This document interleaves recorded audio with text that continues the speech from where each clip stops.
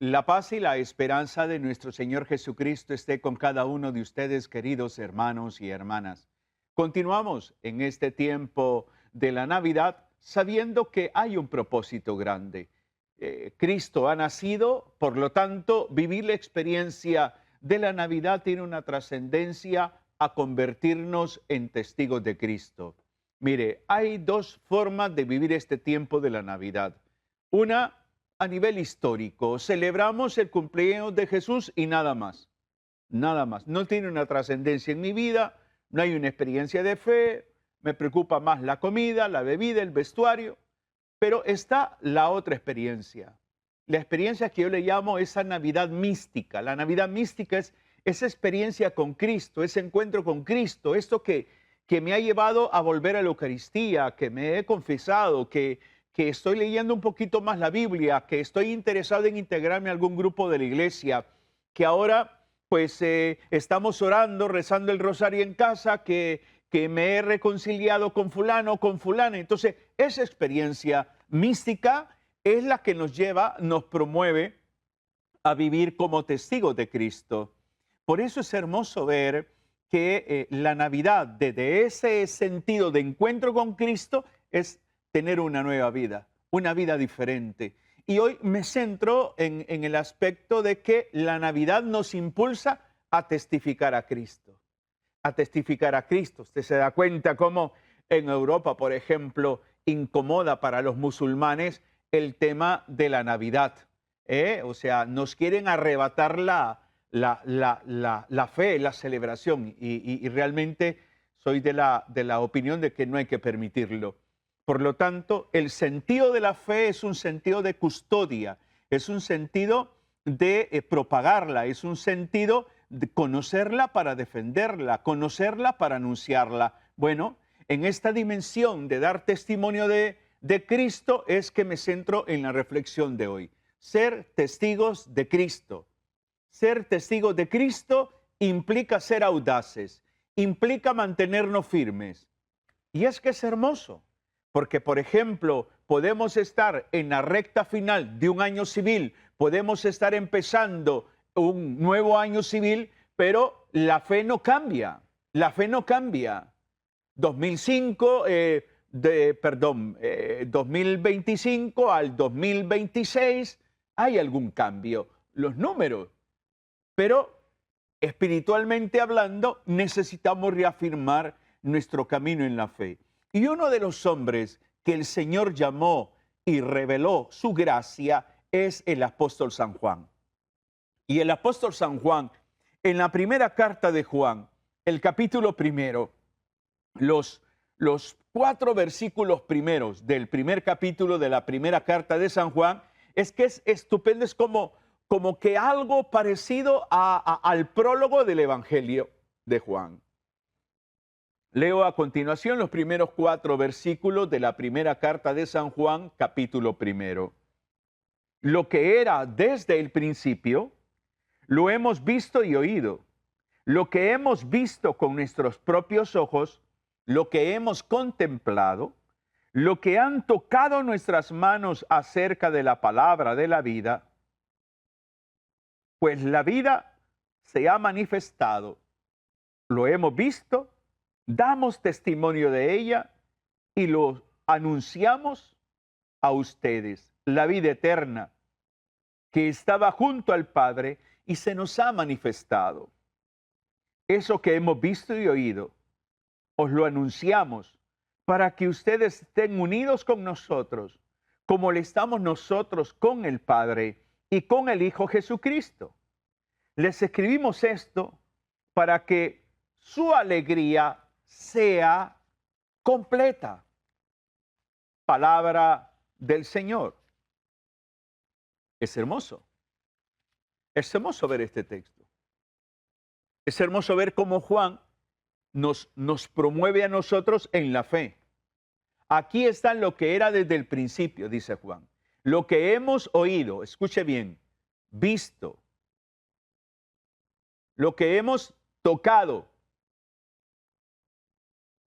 ver, oír, tocar, o sea, somos testigos, hemos tenido una experiencia, hemos tenido una experiencia que ha marcado nuestra vida. Mira que esto es muy hermoso en el camino de la fe, porque Jesucristo no es un concepto, no es una teoría. Jesucristo es una persona. Este verbo encarnado que se hace realidad en nuestra vida. Ahora, preguntémonos algo. ¿Qué significa ser testigo? ¿Qué es un testigo?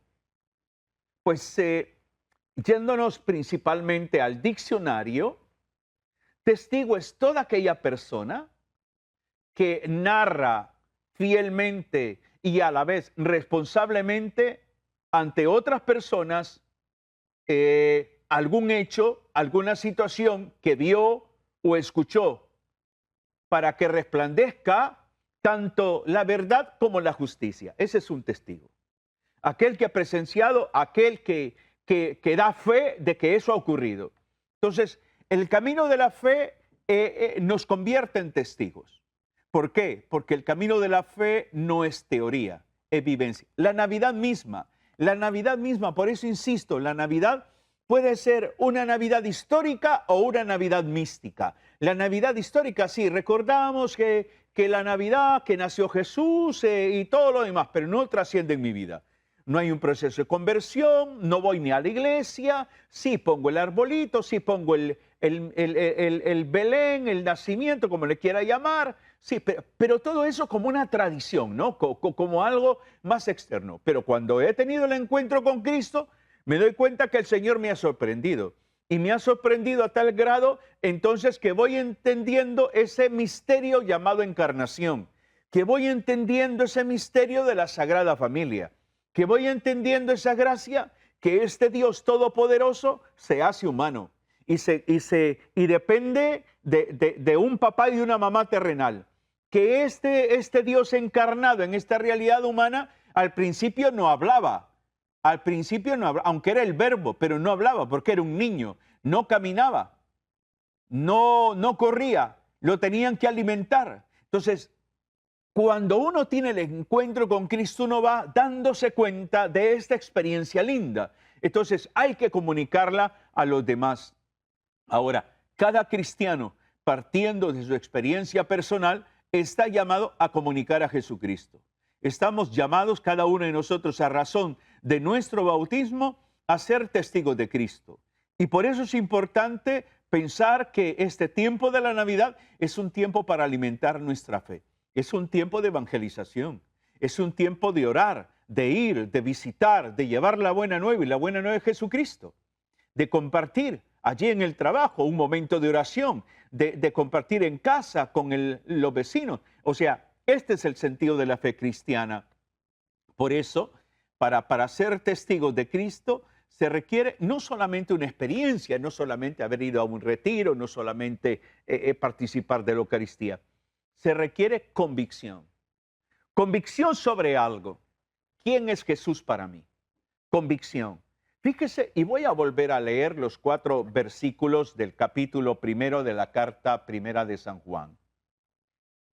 Lo que era desde el principio, lo que hemos oído, lo que hemos visto con nuestros propios ojos, dice Juan, lo que hemos contemplado, lo que han tocado nuestras manos acerca de la palabra de la vida, o sea, Jesús. Pues la vida se ha manifestado, la hemos visto, damos testimonio de ella y les anunciamos la vida eterna que estaba junto al Padre y se nos ha manifestado. Eso que hemos visto y oído, lo anunciamos para que estén unidos con nosotros, como lo estamos nosotros con el Padre y con su Hijo Jesucristo. Les escribimos todo esto para que su alegría sea completa. La última frase es linda, para que su alegría sea completa. ¿Por qué? Porque la alegría que nos da el Señor, la alegría del encuentro, no es igual a la alegría humana que nos da un aumento salarial, que nos da comprarnos algo nuevo, disfrutarlo. No, la alegría del Espíritu es una alegría para la eternidad, para la vida eterna.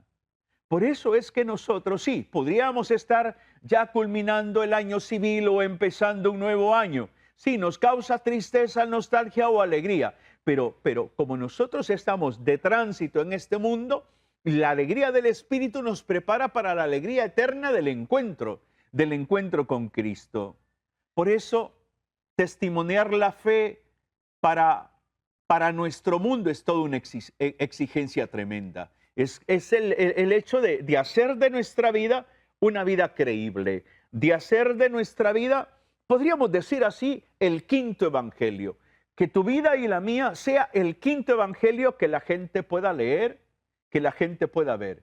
Que al ver nuestra vida puedan ellos decir, ¿saben qué? Ahí mora el Señor. Esta persona es una persona cristiana católica creíble. Es una persona cristiana católica que aunque no es perfecta, pero nos enseña, nos mueve, nos promueve a buscar del Señor. El tiempo de la Navidad es un tiempo hermoso, espiritualmente hablando, para buscar entender el sentido de que hay que comunicar a Cristo. Y la mejor manera de comunicar este verbo eterno y encarnado, como dirá San Juan, es entender que Jesús no es una idea. Jesús no es una idea, es el verbo de la vida, ¿eh? Lo que era desde el principio, lo que hemos oído, lo que hemos visto, dice Juan. O sea, para Juan, Jesucristo es su realidad.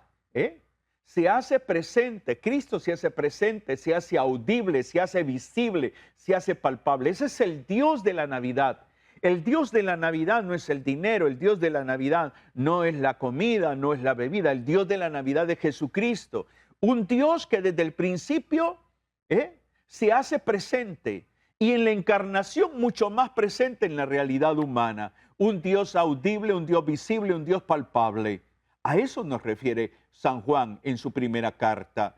A ser testigos de ese Dios que está presente en nuestra historia, de ese Dios que es capaz de hablarnos y que tenemos que aprender a escucharle, de ese Dios visible que se nos presenta en el altar de la Eucaristía, de ese Dios visible que se nos presenta en los pobres, de ese Dios palpable que lo puedo ver, tocar, escuchar a través de mi prójimo.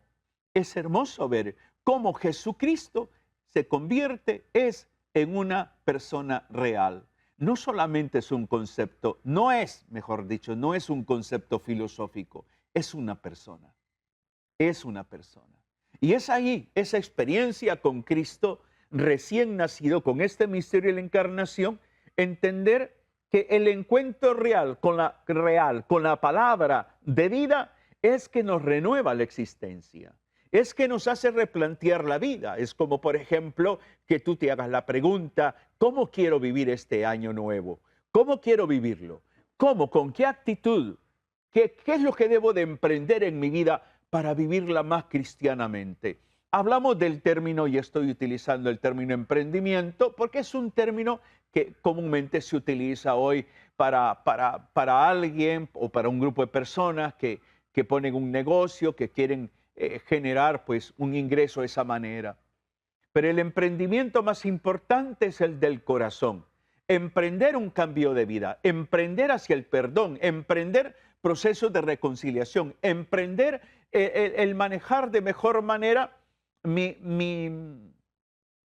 estados de ánimo, emprender en desarrollar la capacidad de la escucha activa, el emprender una experiencia de oración más profunda, más cercanía con la palabra, más disciplina. El discípulo llega a entender que el camino del testimonio es el único camino que tiene que recorrer todo discípulo. Por lo tanto, Juan no nos transmite una teoría, algo que leyó, algo que le dijeron, no, es una experiencia. Habla de tocar, habla de escuchar, habla de ver. Entonces, Jesucristo se le ha revelado a él, y no solamente a él, al resto de los discípulos.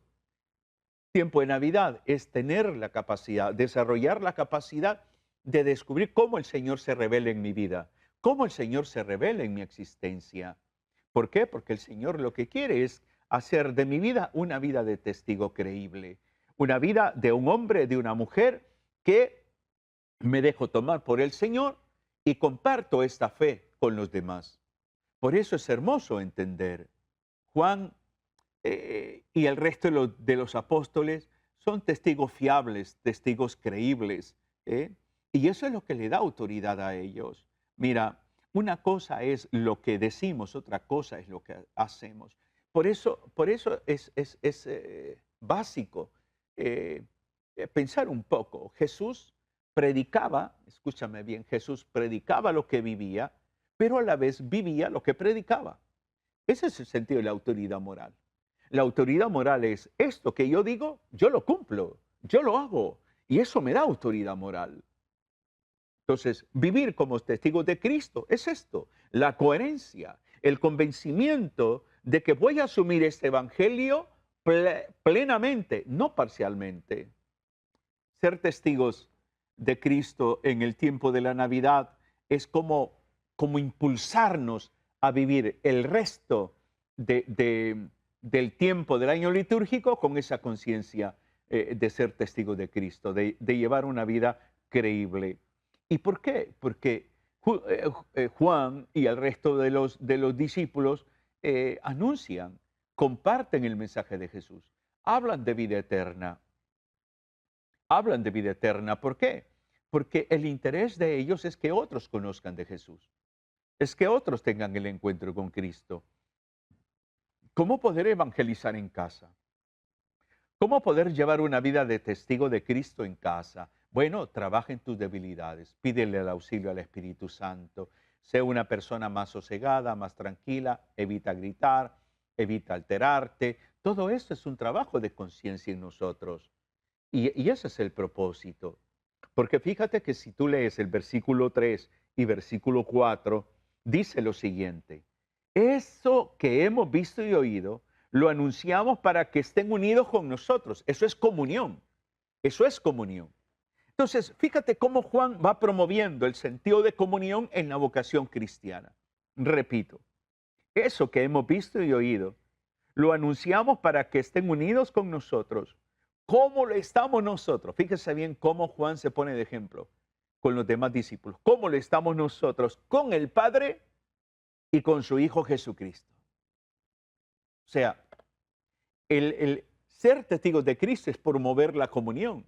Promover la comunión, por ejemplo, en la familia, en el barrio, en la sociedad. Promover la comunión en la iglesia. Ser testigos de Cristo es promover la justicia, la fraternidad, el respeto. Promover la comunión para nosotros es saber ser compañeros, saber ser fraternos, saber ser hermanos. Y esto es lindo hablarlo en este momento donde surge mucha división, en este momento donde hay desencanto social, en este momento donde hay pugnas y estamos llamados a promover no la división, sino la comunión. Por eso nosotros necesitamos aprender de Juan y del resto de los discípulos de Jesucristo. Necesitamos. ¿Por qué? Porque esta comunión con Dios, esta comunión es la fuente del gozo pleno, del gozo maduro, de una alegría maravillosa espiritualmente hablando. Por eso hay, por decir así, dos niveles de la comunión, por decir así. Esa dirección de la comunión, por decir así, la palabra comunión es koinonía, ¿no? Esa koinonía en dos direcciones, horizontal, con el resto de los creyentes, con el resto de la humanidad, formando comunidad cristiana, comunidad humana. Y vertical, esa comunión con el Padre, con el Hijo, con el Espíritu Santo. Entonces, esa comunión con hermanos, con el prójimo, esa comunión con Dios, con el Padre, el Hijo y el Espíritu Santo.